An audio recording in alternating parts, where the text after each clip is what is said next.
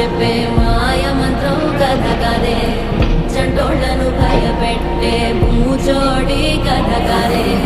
తాత ముత్తాతమ్మల భూతాల కథ కదే, విక్రమాదిత్యుడు చెప్పిన వేదాళుడి కథ కదే, దీపము నుండి బియ్యం వచ్చే అల్లావుద్దీన్ కథ కాదే, ఇది ముడత చర్మం ముసలి చెప్పే కథ లాంటి నిజం